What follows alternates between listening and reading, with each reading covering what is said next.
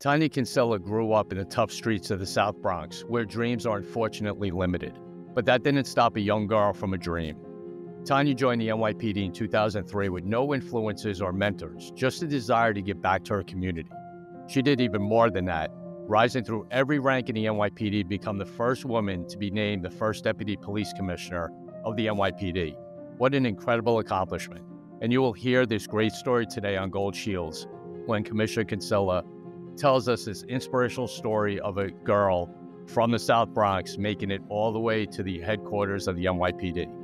Before we get started, though, let's remember our partners at Copline. Copline's a 24-hour day, 7-day a week, 365 organization that helps cops. It's a hotline, 1-800-COPLINE, 1-800-267-5463. You could talk to another cop who knows exactly what's going on and can help you, whether it's a bad day or something that's lingering, either at home or at work. Please reach out to them. 1-800-COPLINE. Again, 1-800-267-5463 or their website at copline.org. Please reach out to them so we can get you the help that you need. Don't go anywhere, everyone. We'll be right back. Gold Shields brings true stories from law enforcement, the military, true crime authors, and first responders. Experience the dedication, danger, and emotional toll with the heroes themselves. These gripping tales of true crimes, true stories, and true heroes are all here on Gold Shields.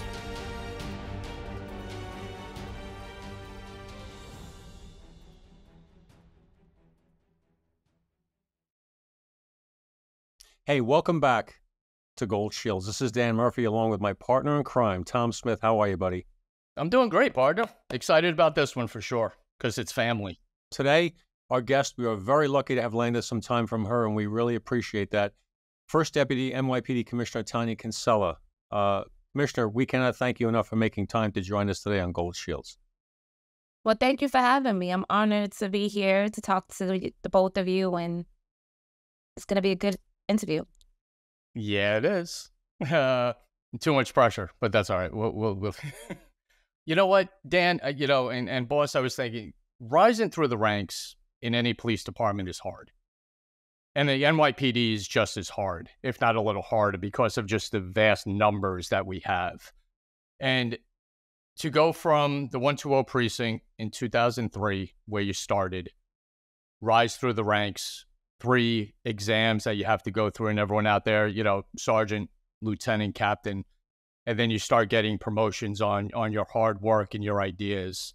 So going from patrol in 2003 to be the first deputy police commissioner of the NYPD is quite an accomplishment.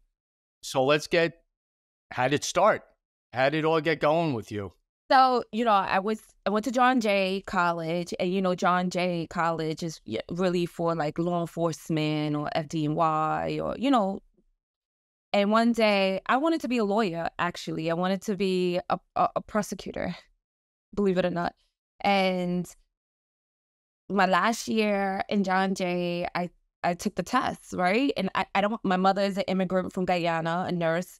I've never had any negative or positive interactions with police officers, but I took the test and they called me back and they said, oh, it's $36,000, $36,500 to start. And to me, that was like $1 million because I lived at home. I didn't have no responsibilities but to wake up and finish college. So for me, that was like, wow, I won $1 million. I'm going to join. And that's how I joined the police department. The culture, I had no knowledge of the police culture before I became a police officer. It was a shock to my system because first off, exercising every day wasn't what I did. I was just naturally a skinny girl. And when I had to run loops around, and remember the old police academy on 23rd Street, as hot as hell. And you're running, you're trying not to die, there's no AC, and they're making you do a gazillion sit-ups. You can't even eat because your abs hurt, your stomach hurts. And then you have our old gym instructor, Borwick, I'll never forget his name. He ended up in ESU. on a Friday who will make us do a gazillion lunges where I couldn't even sit on the toilet. And that was my whole weekend because I couldn't move. But sorry. The NYPD at its greatest. Yeah, it's the truth. I couldn't even go out because I couldn't even move. I was so mad. And then I came out of the police academy. I went to Operation Impact in the 120 precinct. My foot post was interesting. I started out at 55 Bowen in Park Hill in the North Shore of Staten Island, and then, in Stapleton projects. And you know what? A group of us, we formed a really great relationship, and we still, many of us that started Impact together in the 120 precinct are still friends to this day. And that's how my love for law enforcement started. It started on a foot post, and then I fell in love with just law enforcement. And how I became a boss was because I had not a good boss, not a nice boss. She was a female. She was not nice to other pretty females. And I'll never forget, we flew the 85, me and my old partner. Because he didn't know how to talk to people. And we ended up fighting with a group of people. And she comes, and instead of saying, hey, you're okay, she says, where's your hat? Oh. Yeah. Oh. One of those. Yep. Oh, and I'll never forget. All had that. I'll never forget, Tom, Dan, it was at that very moment that I knew I wanted to be a sergeant, because I wanted to be able to tell her where to go the next time she ever talks to me. Well, that's a motivator right there, right? Yeah, and that's how my supervision started. And they announced the sergeant exam when I had 3 years on the job.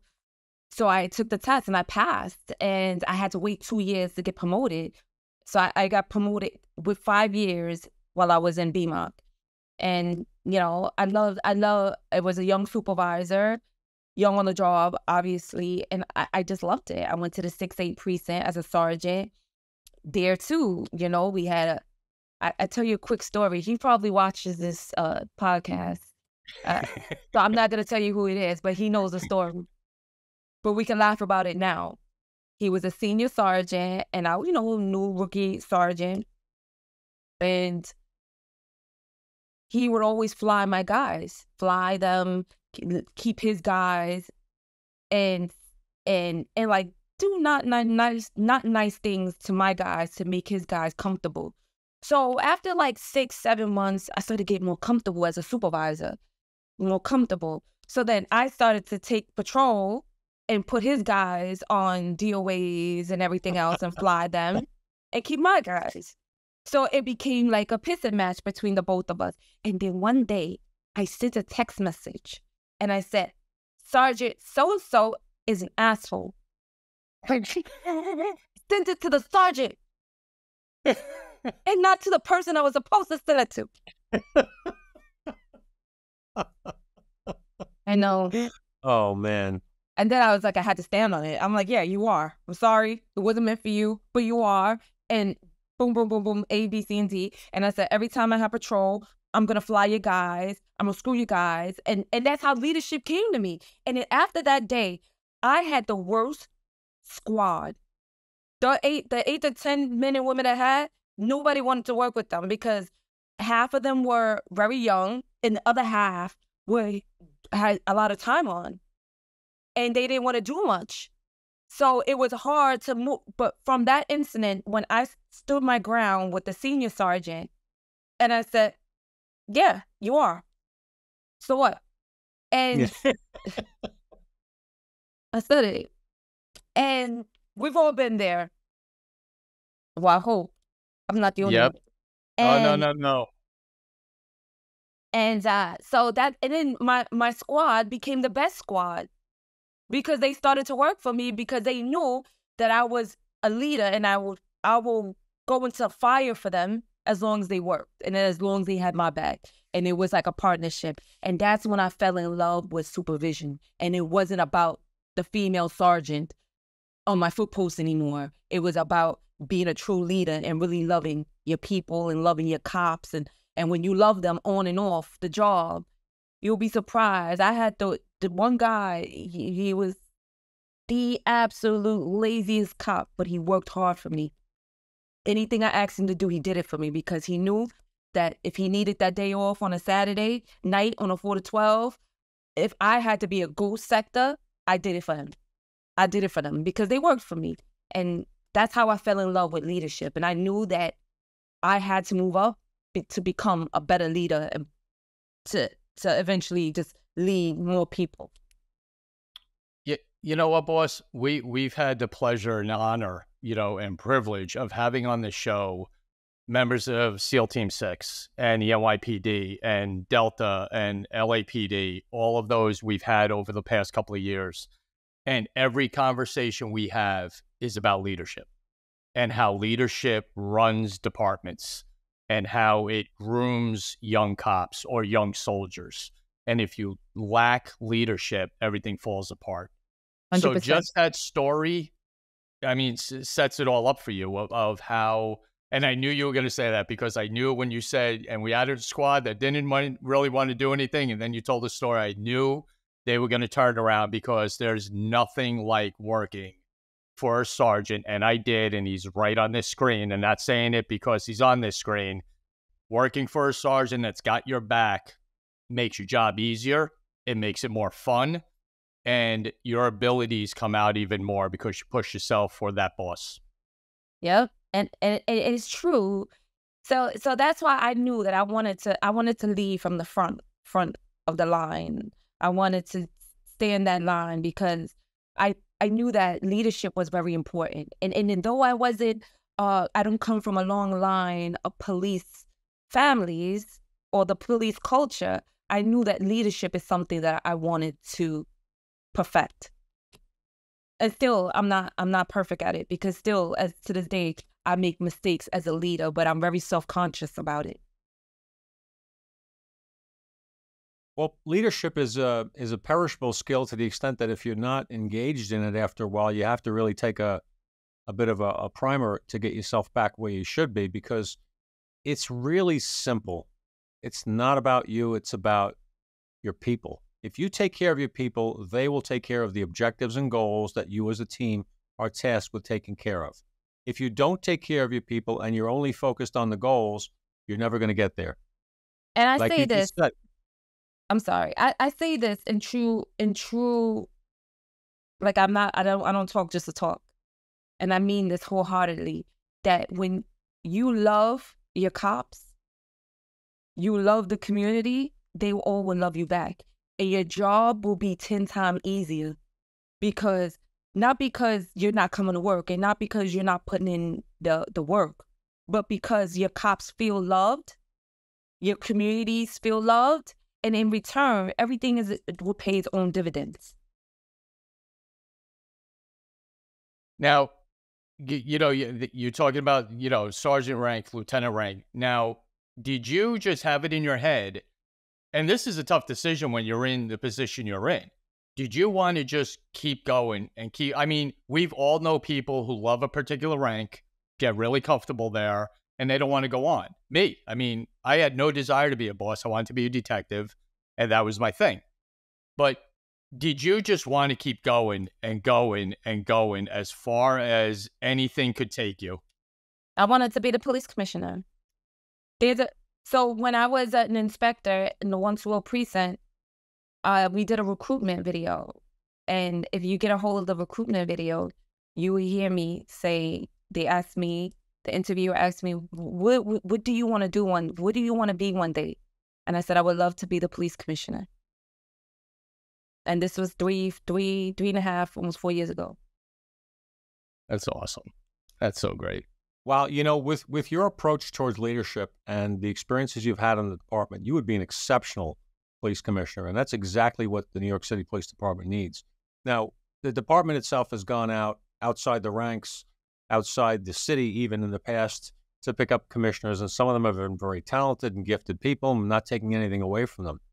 But there is something to be said about leading America's largest, if not the world's biggest police department, the most complex one. by somebody who has actually been boots on the ground for years, worked late shifts in Brooklyn, day tours in Staten Island, crazy details in Manhattan, to get that complete overview of this department that you're trying to lead. It's so much more helpful to have been there. And I not to disparage anybody, but I just think there's something to be said for that. And it would be wonderful to see you get up there, because I think the job would benefit off having you there. But I'll have that conversation with the president or somebody else. Yeah, you know, I'm big into manifestation, right? Like, what's meant for you will always be for you. What's for you will never miss you. So if this is my calling right now, I'm going to be the best first deputy commissioner there is. And I'll leave a legacy that our children, our grandchildren, and their children and their grandchildren will eventually know about, right? So for me, yeah, you could be the PC, you could be the first dep, but if you're not really making a change, or if you're not really making an impact in anyone's life, you're just taking a title. And for me, being a leader is not a title. It's who I am. My name is Tanya, and I love the men and women of the police department. I love them like my family, and I've always operated like that. You could talk to anyone in PSA 1, where I was a precinct commander, PSA commander. You could talk to anyone in the 120. They would tell you that Inspector Kinsella loved her people, and I spanked them, but I loved them. And if I had to hurt you, you couldn't work for me no more, because that's not in my heart. I don't have a bad heart. I don't hurt people just because I don't like you. I had one guy in the 120 precinct, and he was a difficult human being, good cop, but very difficult. And he did something very disrespectful to me. And initially, I wanted to hurt him. My ego wanted to hurt him, right? My ego. And luckily, I slept on it, because my heart took him out of his position, just put him on midnights, when I could have launched him. I could have really did damage, right? So, and I still see him and say hello and whatever. But the point is just that, you know, I love my guys and girls, and you could have these titles. The titles mean nothing. So for me, it would be great to be the police commissioner, right, of the largest and best police department in the world. But that's not it right now. So I'm going to be the best first deputy commissioner that NYPD can have. You know what? We're going to go on. You know, one thing I want to ask you, what's next on the list, but you're a cop. You're not even a boss. I mean, you're not. You know, the way you talk, and everyone out there, understand that. Dan and I did 50 years combined in the NYPD. Bosses at a certain level stop being cops. Sorry, but it's true.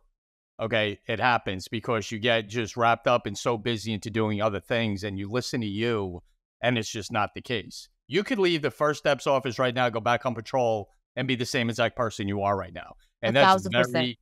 that is very unique. That is not the norm, everybody, especially in the NYPD. So thank you for being that way for all our brothers and sisters that are still on the job. So July 17th, 2023 happens. You get that call. Take us through somewhat of your dream coming true. So my daughter's birthday is July 13th, and I had a huge birthday party with hibachi, and I just got new pavers. So the hibachi guys put all these rotten eggs on my pavers. So I spent the whole morning cleaning the yolk off of my new pavers. And so I'm laying down by the pool, but just like laying there, and then I get a call. The mayor wants to see you. He wants to see you at City Hall. My heart stopped because I think I'm getting fired, and I'm thinking about who I cursed out lately. I have a hot temper. I go from 0 to 1,000 quick, and I'm in trouble. I'm trying to think. I'm like, damn, what I'm gonna do? All I know is to be a cop. Like that. These are the things. My stomach is hurting. I get to City Hall. I'm quiet. My hands are a little shaking, and so I go inside, and the mayor says, "Nah, I've never been in this capacity talking to the #1 person in this New York City. You know, I'm just a little girl from the South Bronx. I've never had this experience." And I go in and he says, sit down. I said, sit down. So tell me about yourself.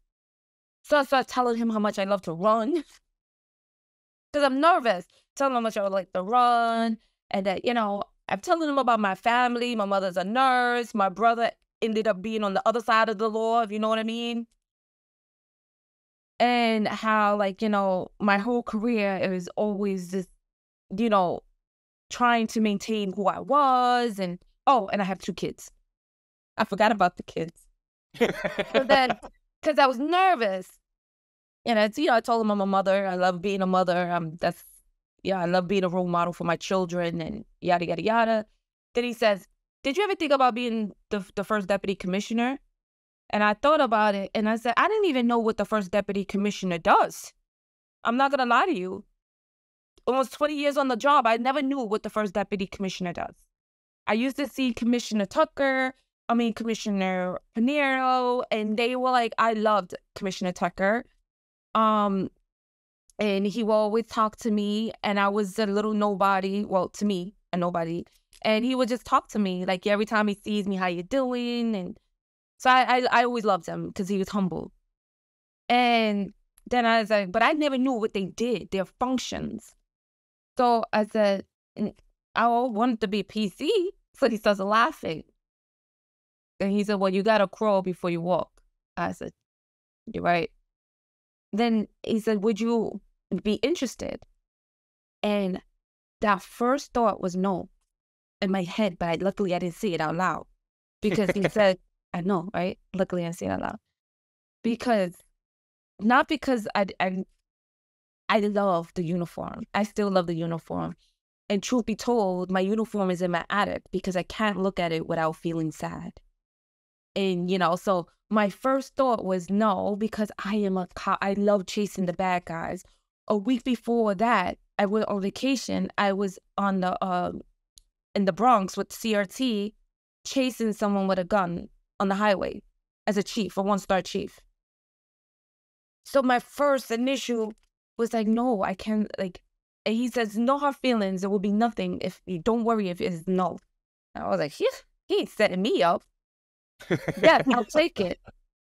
I'll take it.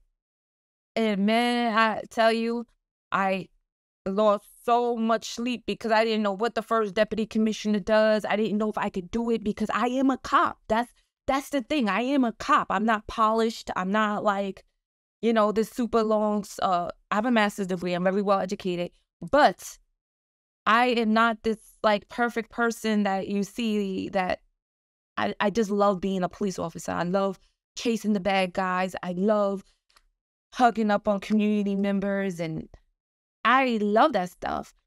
So I didn't know if I had what it took to be the first deputy commissioner because I saw how polished Commissioner Pinheiro was, how polished, Commissioner Tucker was, and I was the opposite. I was that girl the woman that you call when you wanted stuff done. I'm that person.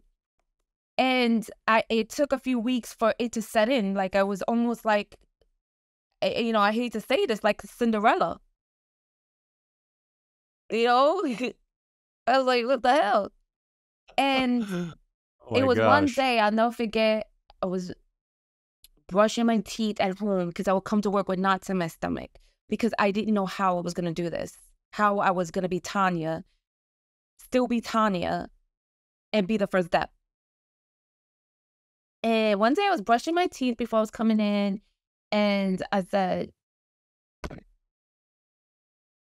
you were not supposed to even be a cop. Just statistically, you're from the South Bronx, single parent home. I wasn't supposed to be who I was, but I did anyway, right?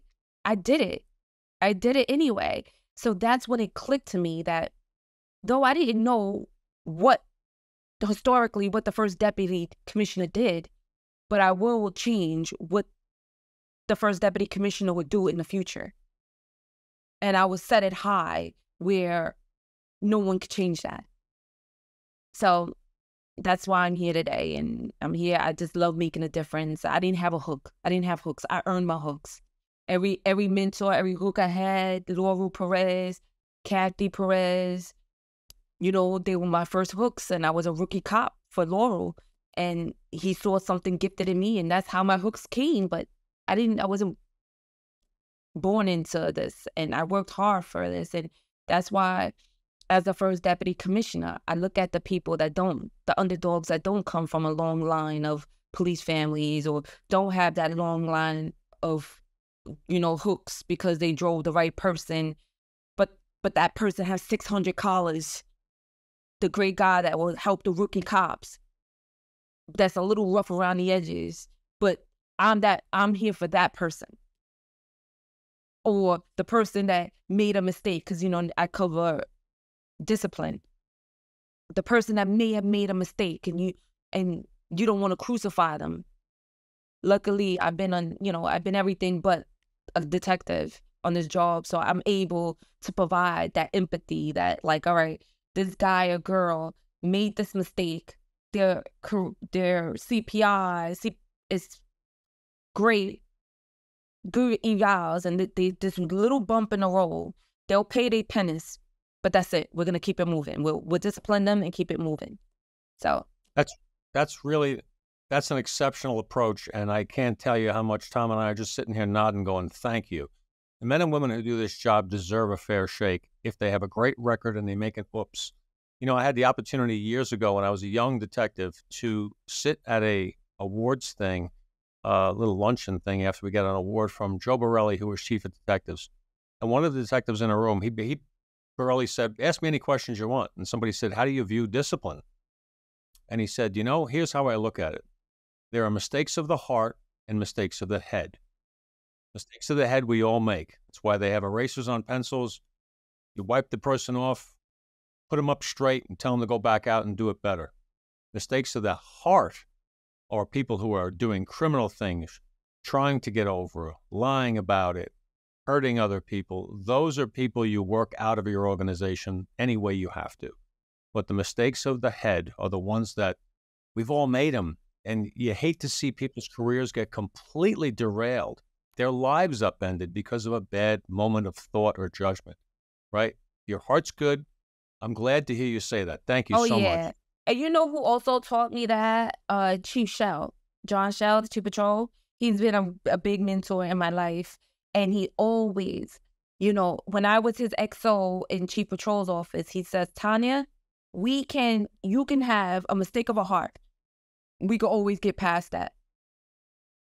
If you make a mistake of the heart, it's forgivable and we'll work it out. But anything other than that, you know." Chief Shell is one of our biggest fans. We had him on. He was on the show. Yeah, he's one of my mentors, and he's a good friend of mine, and I love him a lot. He's great. We have I learned a lot from him. He's a cop. Yes. When it comes to the safety of law enforcement, first responders, and military personnel, every moment counts, especially in the dark. Streamlight provides the reliable, high-performance lighting solutions that these heroes trust in the most dangerous situations, whether it's a car stop, navigating dark alleyways, or exploring abandoned buildings. With Streamlight by their side, our heroes can tackle challenges with confidence, knowing they have the power of advanced lighting technology to guide them.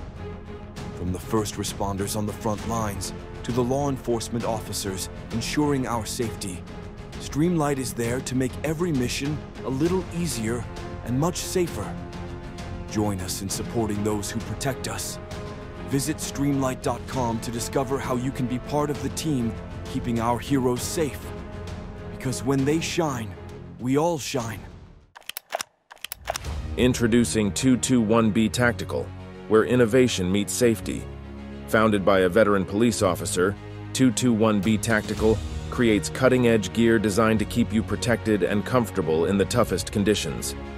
From the revolutionary MaxDree vest that keeps body armor users cool and dry, to high-performance gloves and tactical apparel, every product is field-tested by professionals on the front lines. Eliminate the impossible with 221B Tactical, where gear isn't just built, it's built to protect. Visit 221btactical.com and gear up today. Looking for powerful defense without the mess? Meet Impact, a revolutionary line of chemical irritants designed for law enforcement, military, and personal protection. With no blowback, no cross-contamination, and easy cleanup, Carry Impact delivers unmatched stopping power without the hassle. Whether you're in the field or on the street, safety should never be compromised. Protect yourself with the next generation of defense. Carry Impact, stopping power redefined. Yep. Yep. You know what? Something, and before time you go, I just want to say, the men and women of the NYPD are very lucky right now.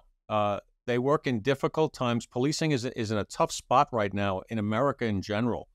But to have solid leadership who really deeply care about you individually it's such a relief to those of us whose hearts are still with the men and women who are doing the job, because we did it. We know what it's like. So thank you for that. And John Shell is another example of the type of leadership that you personify. Tom, I didn't mean to cut you off with that, but I just... No, I was actually, you actually read my brain a little bit. And what I wanted to ask you, boss, was, you know, you have assignments, you XO, CEO of this and that, but now you're second in command of the entire department. And now you really get a different look on how things work and the integral parts of fighting crime in the city, not just where you are. You know, you're not a CEO of the precinct anymore. You're the XO of the entire city.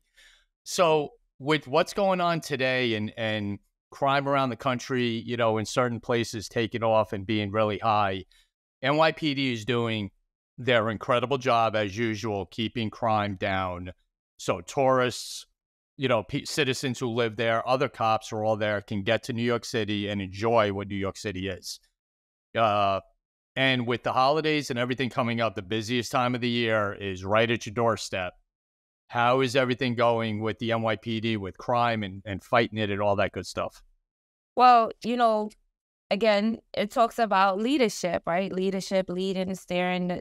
We pick the right COs, the right commanders, not just to have commanders, to have commanders. That's number one. So that starts with that. But ultimately is the great work that the men and women of the police department do. You know, year to date, we're down significantly in crime. And it's not by mistake. In overall crime, not just shootings, not homicides, but in overall crime in general is down in New York City. And that's because of the great work of the men and women that's out there. Forget about me. Forget about the PC. Forget about these people here in these top floors. It's the people that's boots to the ground that's doing the work. And we have great executives in like leadership, like Chief LaPetrie. Chief LaPetrie's the wizard of crime, right? So that's what it is. And he identified a problem. We work it out, and we send resources, and I think it's been a great tool. And to be honest with you, also, let's take away politics, but you have to say that the Mayor Adams giving the cops raises helped a lot as well, right? So now we have happy cops. You know, when cops are happy, as you know, we're simple people. We're very simple people. You give us a donut, you give us coffee or iced coffee, and a raise, and some overtime, we'll run through hoops for you. We're the simplest people, and that's what I love about us, because it doesn't take much to make us happy. Treat us right, treat us with respect, and the cops will do anything for you. And it started with the mayor. He came in, he saw that, the cops needed, the different unions needed raises, got them raised, got the cops raises, and then everything else was history from there. And now we're reaping the benefits of after the post-COVID. We've seen crime, bail reform went crazy, and we were like, everyone was in a state of shock. And now we're finally trying to come out of that and make sure that not only we're keeping our pulse on crime, but also making sure that the cops' mental health is so good too. So we see something that's not driving well. John Shell, Chief Madry, they would like analyze if the 12-hour tours might not be working. because people are getting stuck every day with overtime, then mental health. So we think about these things now. As before, it wasn't even a thought. But now, you know, you gotta, happy people produce happy products. And this is right now in the state we are in New York City, is that crime, regardless of what the media shows you, and you can't, you know, I don't want to downplay a victim, because a victim is a victim of any crime and it sucks.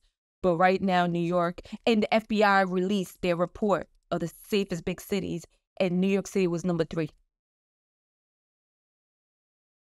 And we're not going to stop until we're number 1. That's right. That's right. And that's where it should be. You know, Tom and I have been fortunate enough to have traveled in our capacities with the police department and otherwise a good portion of this world, and talk with cops from all over. As a matter of fact, we were just at the Chiefs of Police Conference and spoke to cops from all around the world who, once they find out that you are NYPD, their entire countenance with you changes. They want to ask questions. They want to know how you do this. How do you do that? The reputation and the name of the New York City Police Department is stellar around the world. No matter how many scandals or issues that pop up, we still have that reputation because we get the most difficult city in America, if not the world, to get your arms around and police and take care of. And the men and women do it in such a way that other cops are just blown away. They literally go, wow, what's it like to be there? And what I tell them is police work is police work. It's really just about volume. So if you're riding in a sheriff's department car alone on a midnight on a dusty road in Tennessee, you got it 10 times harder than me when I was working in the 3-0 and I knew there was a sector that 2 blocks away that could back me up. It's just about volume. But the NYPD does it in such a way we are, and I'll say we because I'm always going to be part of it, a leader, the leader in the world in terms of cutting edge, in terms of new stuff, CompStat, accountability, all the stuff that came, all the community policing, all the equipment, all the stuff that the NYPD buys and looks into and gets, everybody else wants to follow. And that's a big responsibility. So if I could just ask quickly, and I know Tom wants to get to the mental health piece, and I wanted to, what are some of the focuses, priorities, and strategies as you end 2024 coming into the new year for the department? Well, you precision policing, that's number 1, right? We're not just going out, just chasing people just to chase people for no reason. So we're honing in crime-wise, right? So, and I think that's been working really well. Everything is checks and balances. So the balances, the dividends is paying off to making sure we hone in on the right people for crime.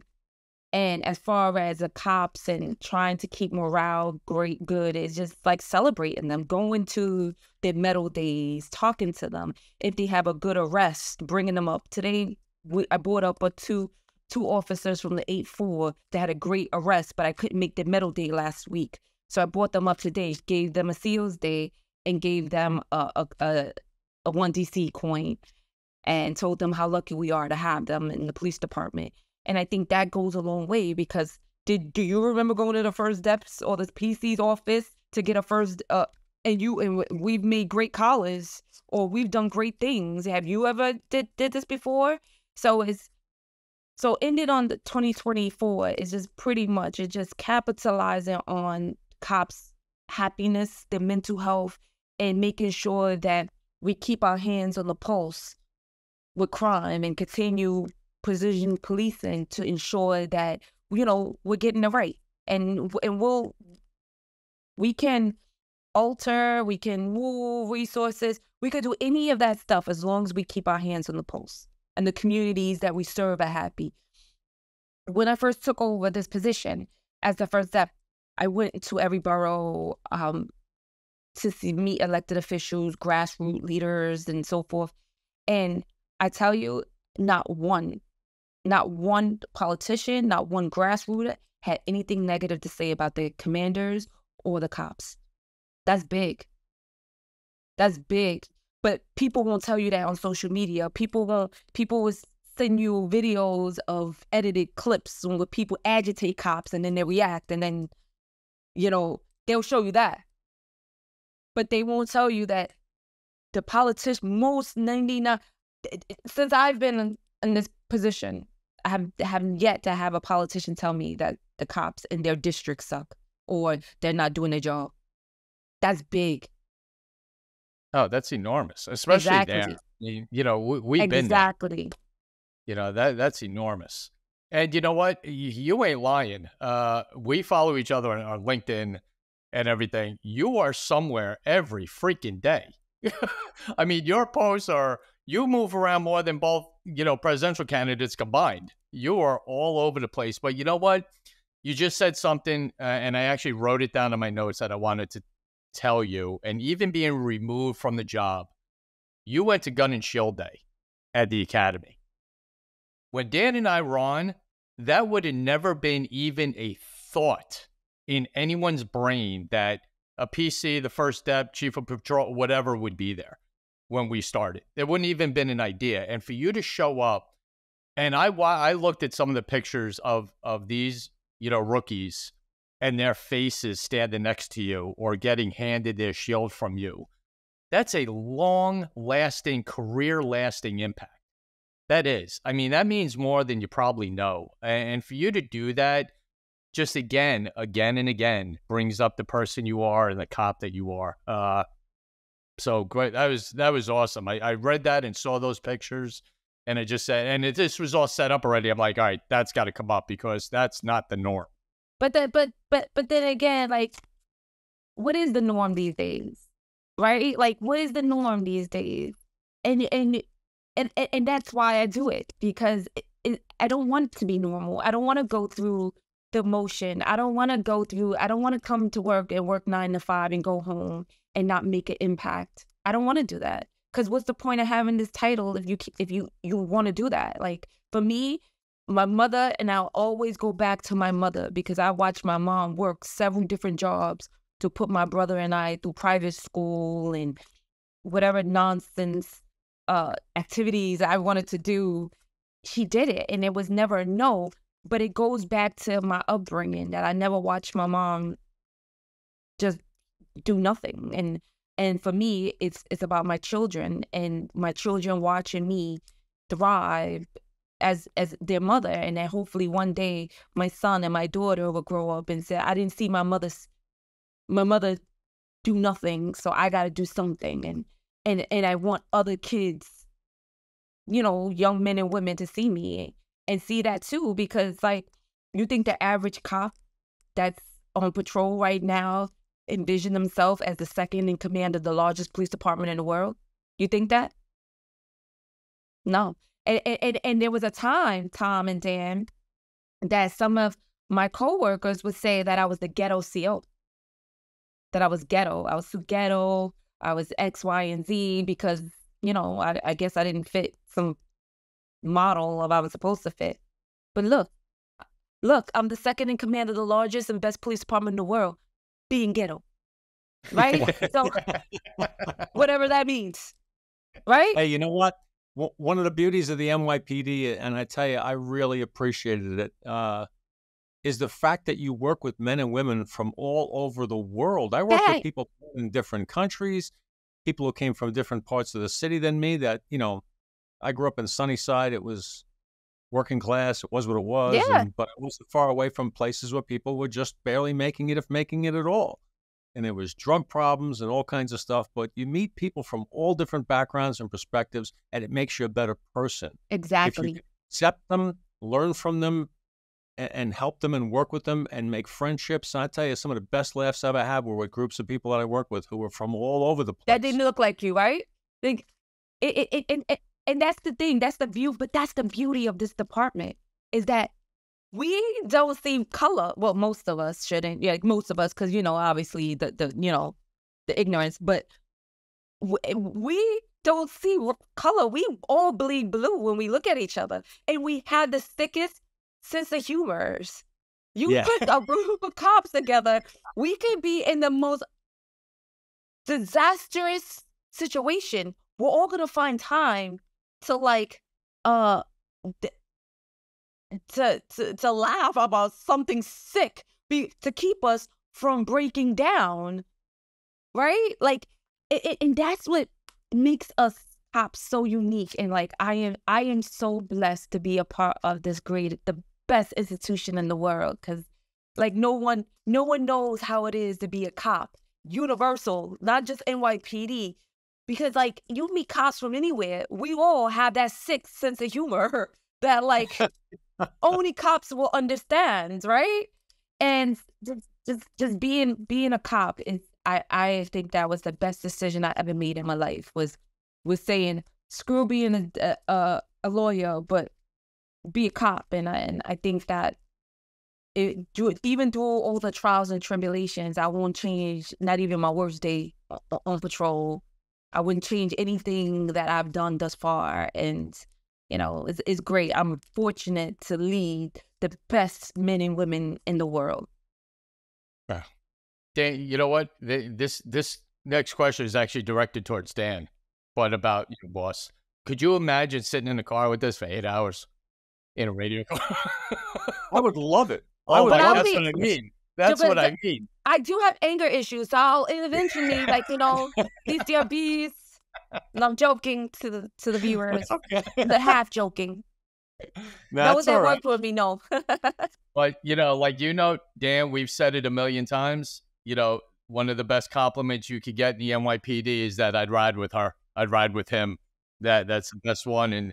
And just listening to you and your heart and what this department means to you, 8 hours would be a riot, you know, of just fun and good times. And you having no problem with jumping out of a car and diving on someone's back. That's for sure. I still don't have a problem with that. Just with shoes. I love that about you. That's awesome. I tell you what, coming from a little girl, a self-described little girl in the South Bronx, the mom of the daughter of a single mom working her fingers to the bone to give you and your family a better life. You've done so well for yourself. Your mom, I mean, pride, wow. Wherever she is, she's got to be beaming, and rightfully so. Always. She's always beaming. Well, you're a credit to not just your family, but to the men and women of the NYPD. And I can't possibly thank you enough for being who you are in the position that you're in, and knowing, you know, it's something that you know. When the leadership above is solid and knows what it's doing and takes care of you, it goes all the way down to the lowest rookie foot post. That whole culture, that whole, like you said, norm. The norm is now that this is a good place to be. Yep. This is a great place to be. It is. And forget the outside noise. What everything else as, you know, I know we're going through different transitions, but a cop is a cop anywhere. Anywhere you put them, we still have a job to do, and our job is to keep New Yorkers safe and keep ourselves safe. And that's what they're doing. Greatest city in the world, greatest cops in the world. The two go together, and they are each what they are because of the other. And they couldn't do without each other, that's for sure. I mean, you are a credit. I mean, you're inspirational. You are what every cop on the street should strive to be. That's it, plain and simple. You want to be like someone? Look at you. That's who everyone should strive to be like, because nothing is out of the realm of possibility. You can be anyone you want, especially in the NYPD. There are so many, you know, ins and outs and all that. It's awesome. So listen, Dan, we did it again. You know, we have these great guests, and the boss is one of them. So thank you. Thank you so very much. And this is the best time of the show when we wish all our men and women out there all the best in the world, and pray for them, pray for their families, pray for them on the street, as well as our military officers. Keep them in your prayers. It's a tough job, and we just got that explained to us. So for the first Deputy Police Commissioner, Tania Kinsella, my partner, Dan Murphy, this is Tom Smith. Everyone out there, please stay safe, and we will see you soon.